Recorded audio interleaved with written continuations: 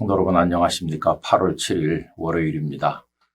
폭염이 기승을 부리는 가운데서 8월의 두 번째 주일을 시작합니다.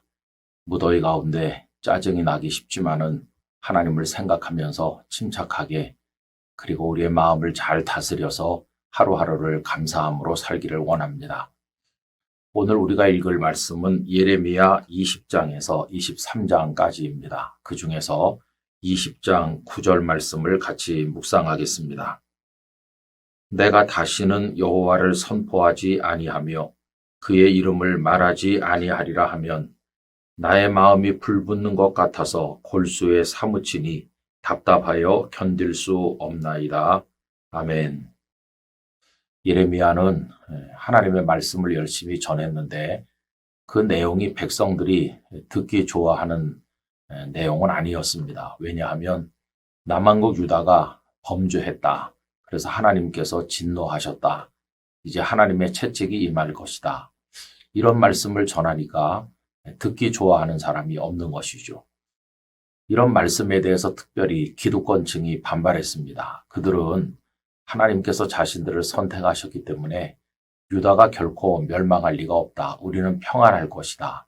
이렇게 주장했고 예레미야가 전하는 그 말씀을 강하게 반박하면서 자신들의 기득권이 흔들릴 리가 없을 것이라고 생각을 했습니다. 그래서 예레미야가 하나님의 진노와 심판을 설교하면 그를 잡아서 때리고 가두고 이렇게 했는데 당시 그 예루살렘 성전의 총감독이던 바수훌도 그 중에 한 사람이었습니다. 그가 예레미야를 핍박하는 모습이 20장 1절과 2절에 나옵니다.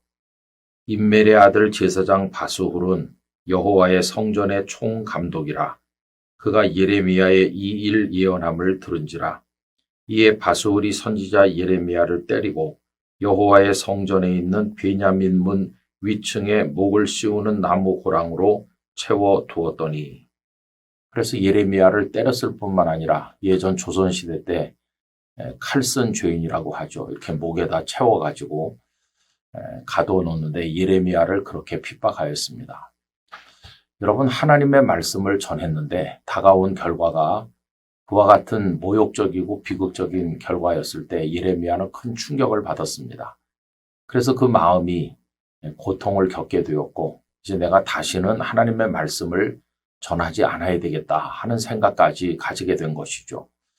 이제 오늘 제가 몇 절 말씀을 읽어드리려고 하는데 쉬운 성경 번역이 조금 실감나게 번역이 되어 있습니다. 우선 20장 7절을 보면 여호와여 주께서 저를 속이셨고 저는 속았습니다. 주께서 저보다 강하심으로 저를 이기셨습니다. 저는 하루 종일 놀이개가 되었습니다. 만나는 사람마다 저를 비웃습니다. 이렇게 이야기합니다. 하나님께서 저를 억지로 끌어다가 선지자로 삼으셨는데 결과가 이렇습니다. 제가 하나님 앞에 지금 당하고 있습니다. 하는 식으로 하나님께 항의를 제기하는 거죠. 그러다가 오늘 본문에 오면 다시는 하나님을 전하지 않으리라고 생각을 해봐도 마음이 불붙는 것 같아서 가만히 있을 수가 없어서 또다시 나가서 말씀을 전하게 된다 하는 내용인데 오늘 본문을 쉬운 성경으로 읽어보겠습니다. 때로는 여호와를 잊어버리겠다. 다시는 여호와의 이름으로 말하지 않겠다고 다짐해보지만 여호와의 말씀이 내 안에서 타오르는 불길 같아서 그 말씀이 내 뼛속 깊은 곳까지 태우는 듯합니다. 여호와의 말씀을 제 안에 담느라고 지쳤습니다. 저는 더 이상 견딜 수가 없습니다. 이런 고뇌 가운데 갈등하면서 예레미야는 결국은 다시 하나님의 말씀을 들고 나옵니다. 다시 외칩니다. 이렇게 할 때 그의 희망은 하나님께서 승리하실 것이다 하는 데 있는 것이죠. 11절을 보면 이렇습니다. 하지만 여호와는 힘센 용사처럼 저와 함께 계십니다. 그러므로 저를 치려고 뒤쫓는 사람은 넘어지고 쓰러집니다. 저를 이길 수 없습니다. 그들은 크게 실망하고 부끄러움을 당하여 모든 일을 이룰 수가 없습니다. 그들은 영원히 잊지 못할 부끄러움을 당합니다. 이래서 결국은 자신을 핍박하는 자들이 하나님 앞에 부끄러움을 당할 것이라는 걸 믿고 하나님의 말씀을 또다시 외치게 되는 것이죠. 성도 여러분, 옛날이나 지금이나 하나님 주신 사명을 감당하는 사람은 그러한 고통을 겪습니다. 핍박을 만나고 어려운 일이 많지요. 한번 나가서 하면 금방 열매가 되는 게 아니고 정말 힘든 일을 겪을 때가 많이 있습니다. 그때 우리는 주저앉게 되고 하나님을 원망하게 되죠. 그러나 중요한 것은 다시 일어나는 것입니다. 다시 용기를 가지는 것입니다.